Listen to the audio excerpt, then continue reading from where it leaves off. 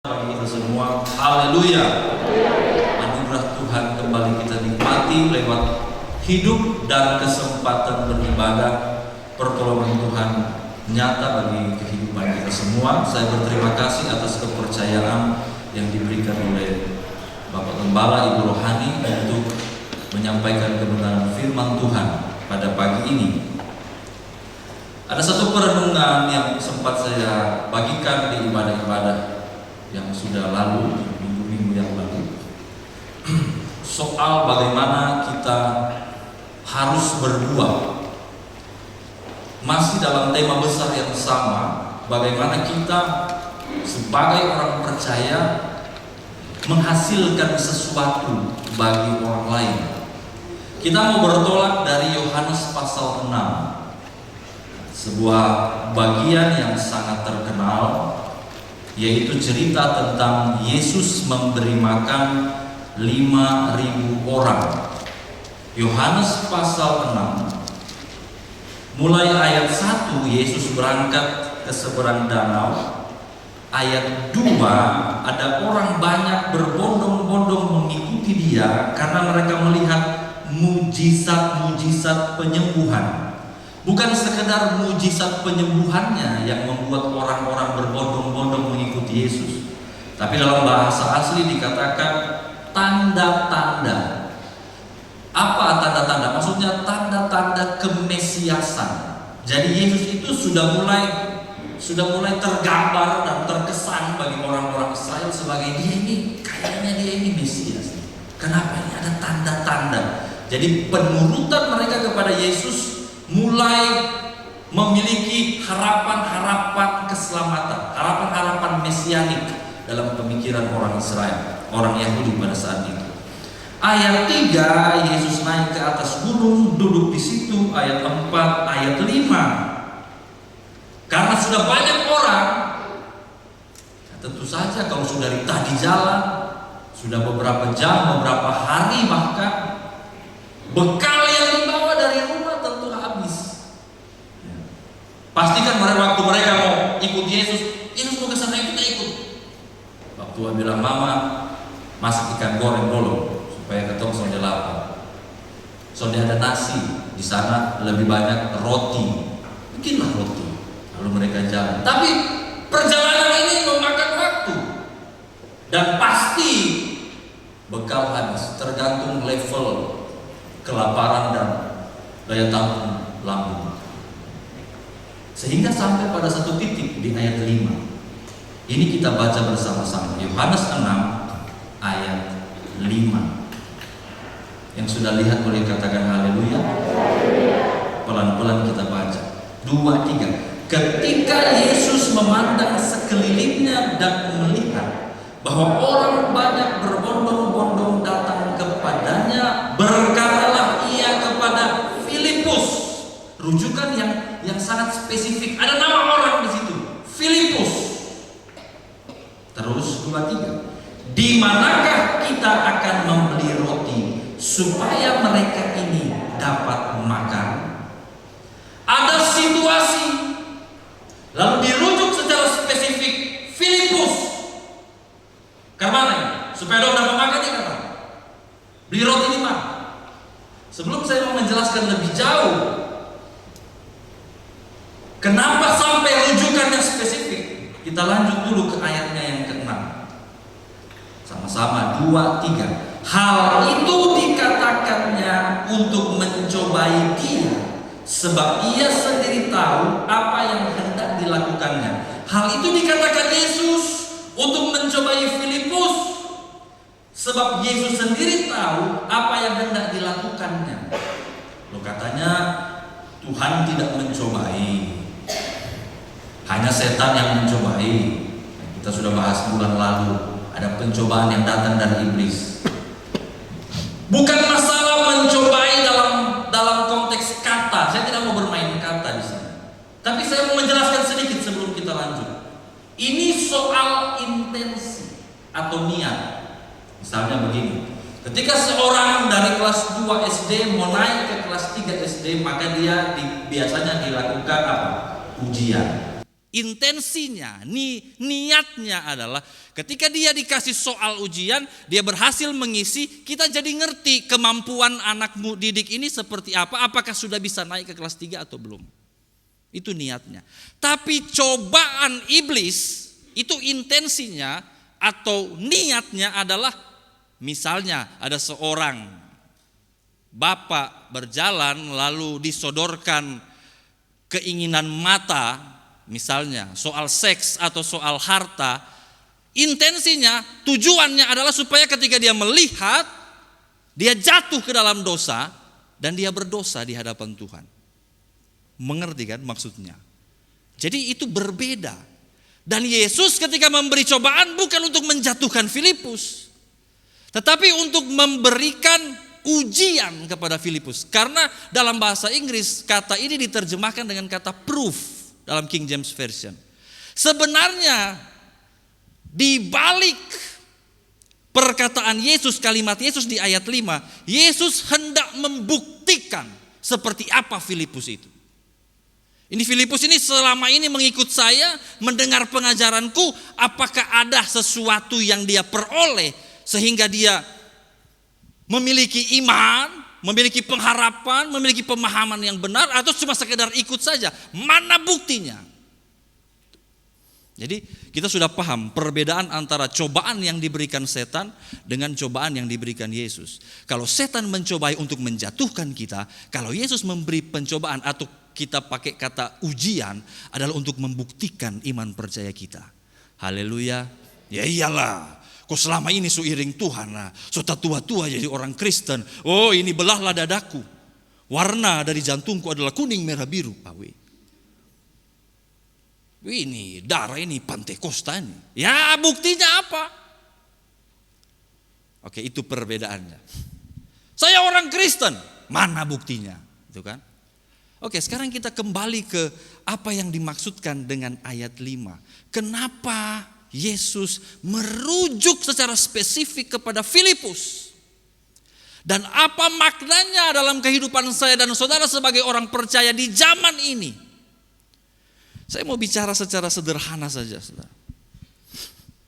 Dunia yang kita diami ini dan waktu-waktu yang kita hidupi sekarang ini, tempat-tempat di mana kita berada, selalu memiliki situasi yang unik dengan persoalan-persoalannya yang unik. Di sekolah Alkitab saya bergumul dengan pelayanan yang sangat unik dengan siswa-siswi. Bapak Gembala sebagai kepala sekolah, sebagai gembala sidang, pergumulannya unik. Ibu Desi di kantor, pergumulannya unik. Ada mungkin yang Grab, ada mungkin yang pengusaha, ada mungkin yang karyawan, guru, situasinya unik. Tapi ada satu hal yang selalu sama. Mau di gereja kah, mau di sekolah Alkitab kah, mau di kantor, mau di perusahaan, ada satu hal yang selalu sama. Yang selalu ada dan tidak pernah tidak ada. Apa itu? Persoalan. Yang setuju anggukan kepala. Weh, jangan pikir kok ada melayani kok di sekolah Alkitab ini semua pakai putih begini kok ada persoalan le. Di asrama dong ini bangun pagi, baca Alkitab, berdoa, tutup hari judeng Alkitab. Kalau perlu di Alkitab jadi bantal. Kalau saya lewat dong lagi belajar begini, saya tanya, belajar apa? Ya Alkitab lah, oh mau apa lah. Tapi begitu tanya dalam kehidupan asrama, apakah ada persoalan? Apakah ada gesekan? Apakah ada ini dengan itu satu sama lain? Tanya, ada kok sonde? Ada. Dan ini umum, dimanapun, gereja masa kini juga banyak persoalannya.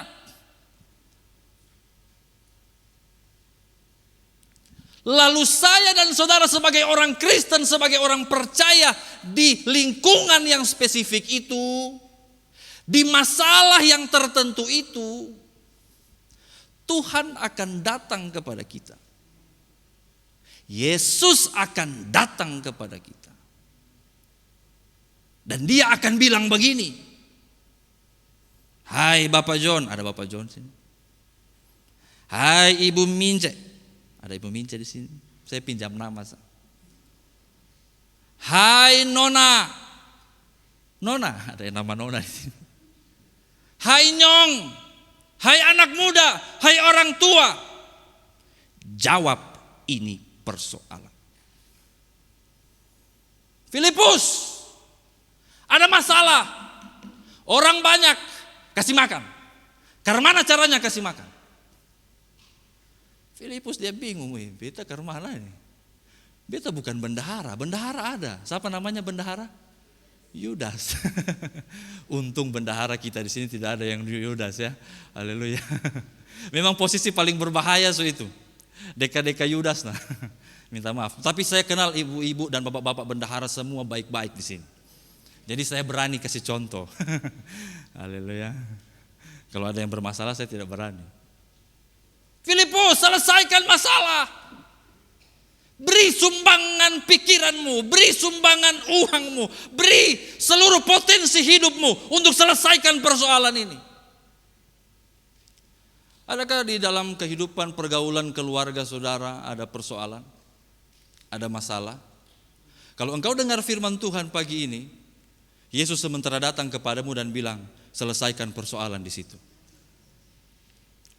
Ada yang langsung menyesalkan, kenapa beta sonde ibadah malam sah?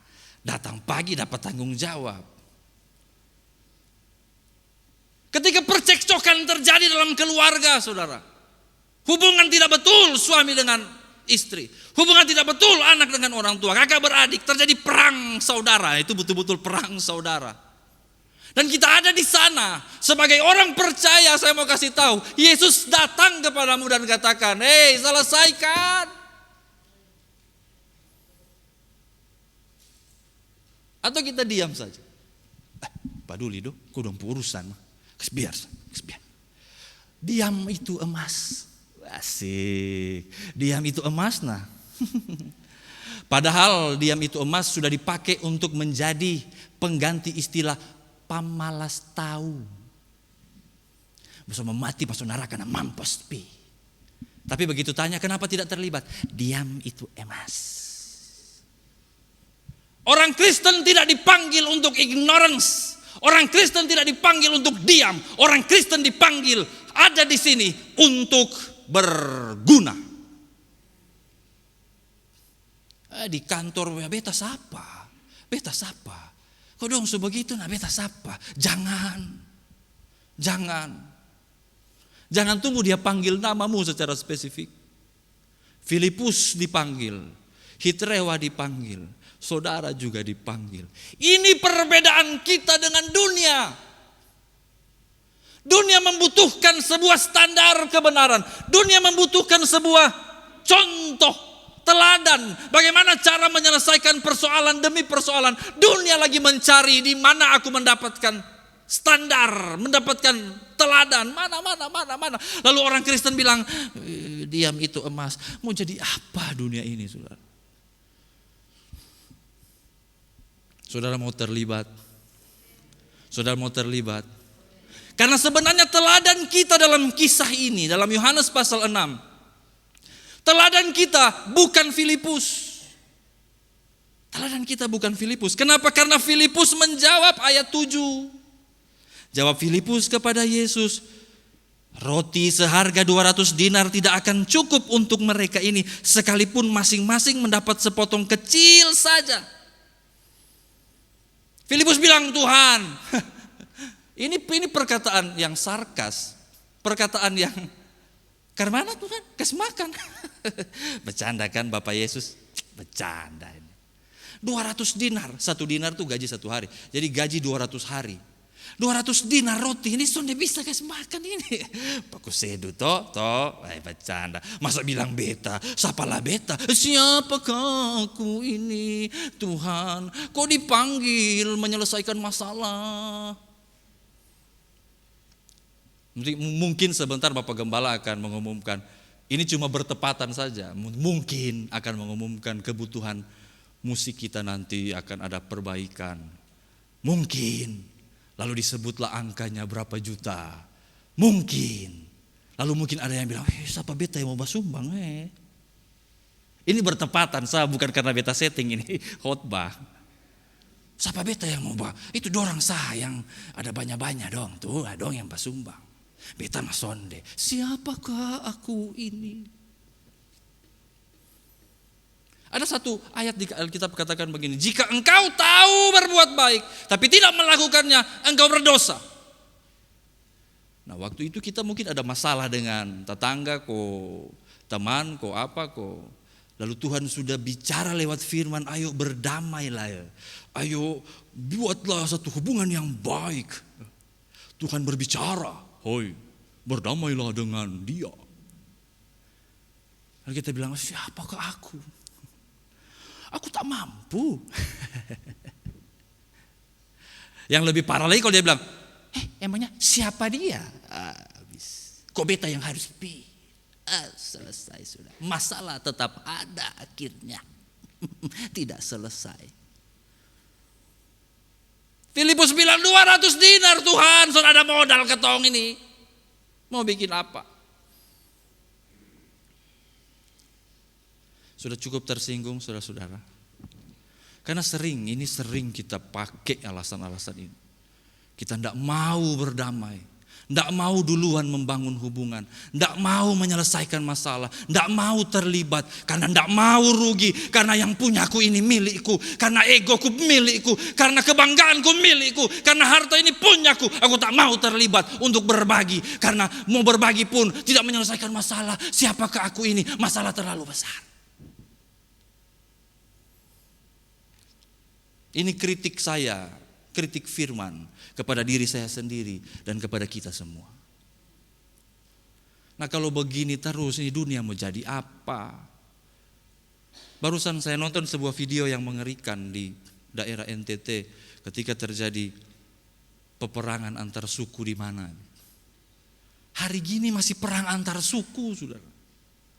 Awe, dombaku panah di jalan nih. Kalau ada yang kena panah di sini. Hebatnya sudah kena di sini. Kalau saya bayangkan, jangankan kena di sini, kena kaki kisah langsung ini di atas. Untuk memang bukan jalan, jup, dia jalan, pipi infus, jalan pipi infus, turun naik kapal, ada jalan begini, lurus. Panah masih di sini, kan sudah boleh cabut. Hari gini masih ada di NTT. Lalu ketika orang-orang ini mau mencari damai, mereka mau lihat siapa? Lihat gereja, sama sah. Donju baku panah. Orang gereja bilang, baku panah. Kami orang suci. Kami tidak pernah angkat parang dan angkat panah. Minta maaf. Itu orang bilang, panah dengki. Panah dendam, makan itu. Panah pelit, makan itu. Kita sama-sama angkat panah. Cuma mereka secara fisik, kita secara jiwa dan roh. Kita jahat. Bukan kita, itu orang-orang itu jahat. Kita tidak jahat. Haleluya. Salah omong lah. Mau masuk YouTube lah ini. Tapi kalau dipikir-pikir ya, ayolah kita koreksi diri. Haleluya. Tapi ada satu pribadi yang tidak dipanggil dalam cerita ini. Tidak dipanggil dia. Tidak disebut maksudnya di Yohanes 6 ini. Coba kita lihat ayat 8. Saya mau bicara atas teks Yohanes 6 ya. Saya tidak mau bicara dari teks Matius atau Markus atau Lukas. Saya bicara teks Yohanes 6. Ayat 8. Sudah lihat ayat 8 saudara? Sama-sama kita baca 1, 2, 3. Seorang dari murid-muridnya yaitu Andreas, saudara Simon Petrus, berkata kepadanya, siapa panggil lu? Ini Sira, anak saya ini paling hobi begitu. Dia kalau ada jengkel dengan siapa, misalnya ada salah satu siswi dia jengkel, baru itu siswi datang, Sira. Dia bilang, siapa mau dia lu?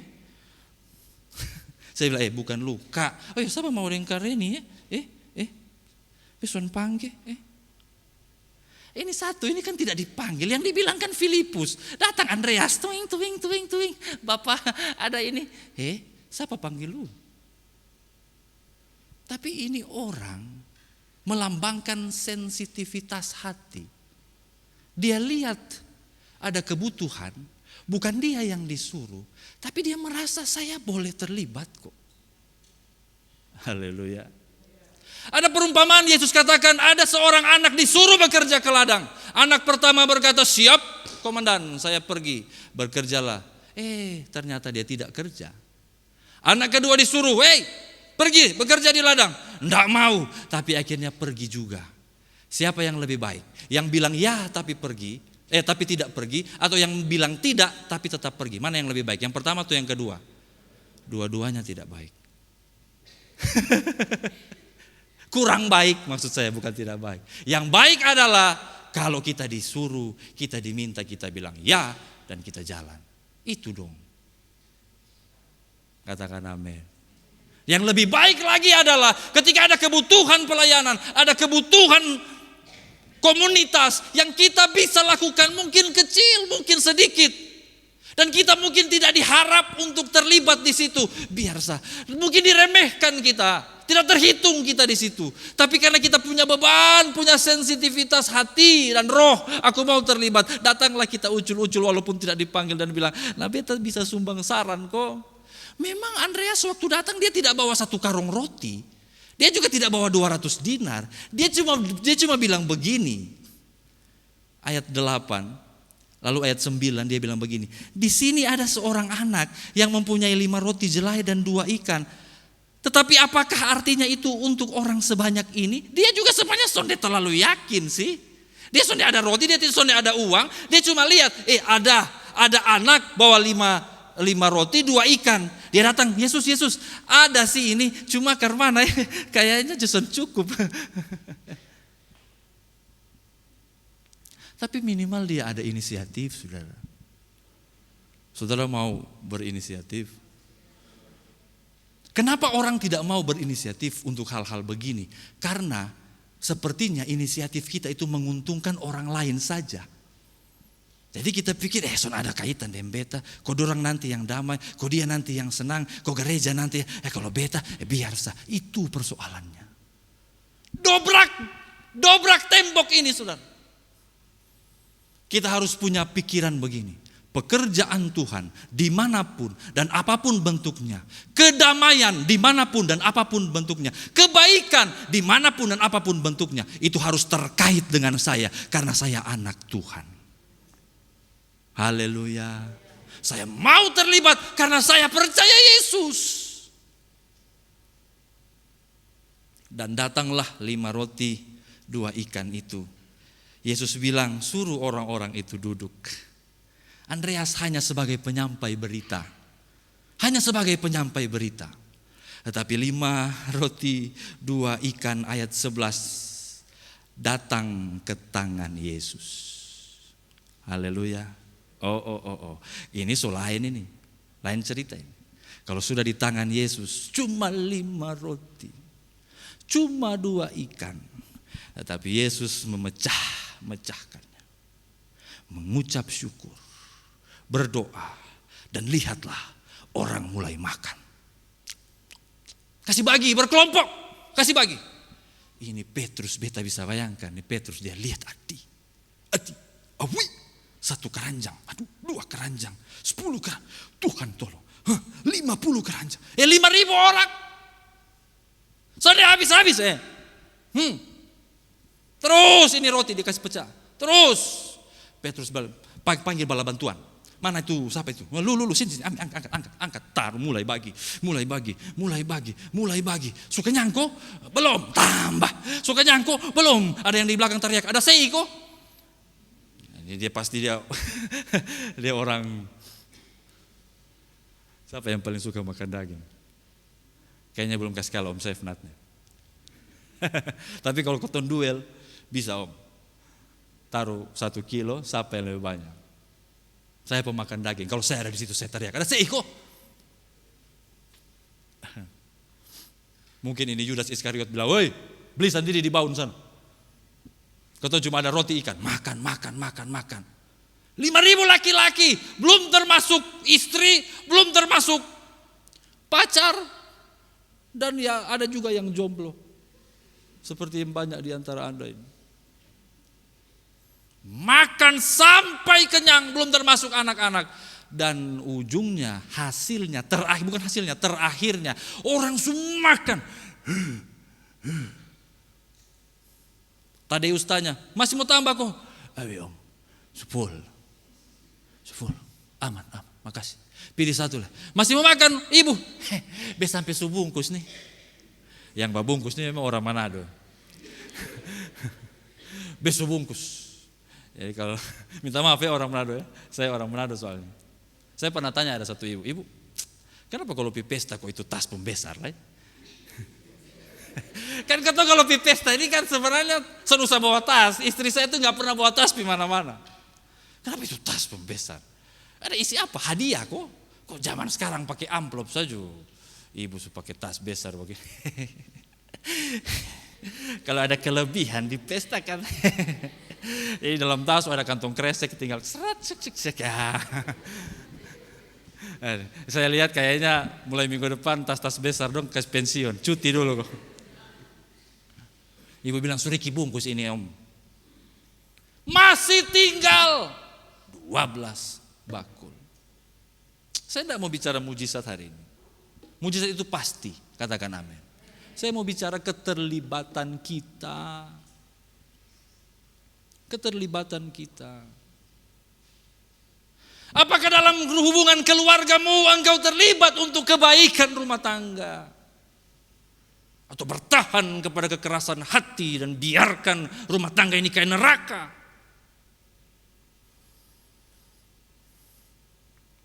Apakah di lingkungan bertetanggamu engkau tidak mau mendatangkan kebaikan?